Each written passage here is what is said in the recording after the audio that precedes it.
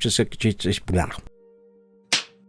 In my family, we love to play certain board games. Others just cause family feuds, and we've learned that not everybody enjoys playing games like Monopoly.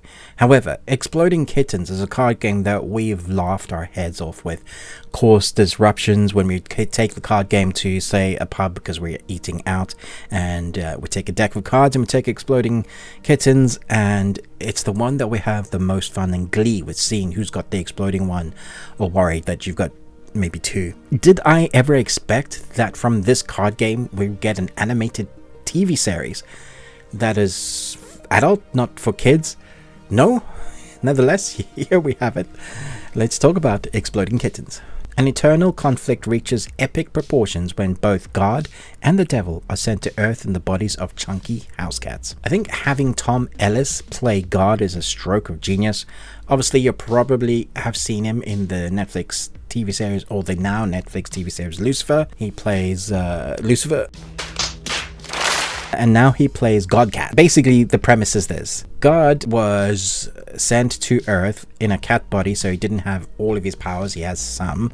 His powers have been negated because he's lost touch with his humanity side. He doesn't seem to care about his creation.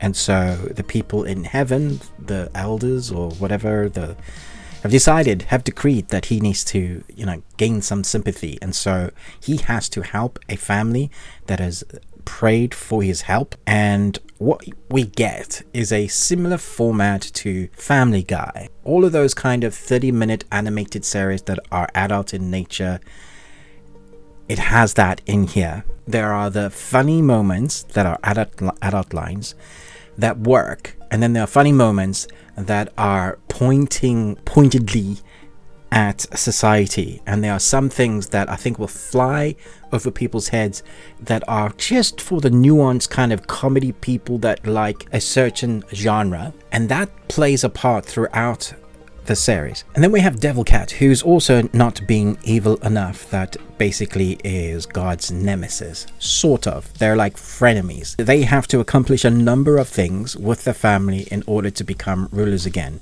And so we're going to get apocalyptic battles, we're going to get name changes, and like I mentioned, points at society. For example, I think it's episode 4, the synopsis read: Greta enters a rocket building competition sponsored by billionaire Jefflon Bezmusk.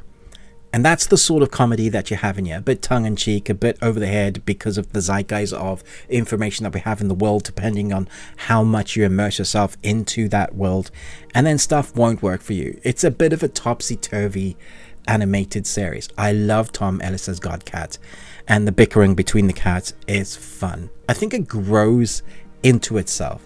I'm not sure that the major arc is really there. It's more episodic in nature. There is an arc, but by the time you get to caring about the family, I think that's neither here or there. You're more in it for the quickie, witty, animated lines and seeing what nonsense these two cats are going to get up to. I don't think it's a bingeable one. I mean, you totally can, and you might love it, and that's your thing. But for me, it's one of those, like The Simpsons, like Family Guy, that you're eating dinner together and you watch an episode. It's that sort of thing that you put on. I enjoyed it for what it was. I'm going to give it 3 Nicolas Cages out of 5. I think you got one. The animation looks good. The voice work is excellent. It's an interesting premise to take a card game and make it into an animated series. Is crazy. So I liked it for that alone. Let me know your thoughts and feelings once you've seen it. Thanks so much for watching, but most of all, until next time, remember, live long and Tuesday.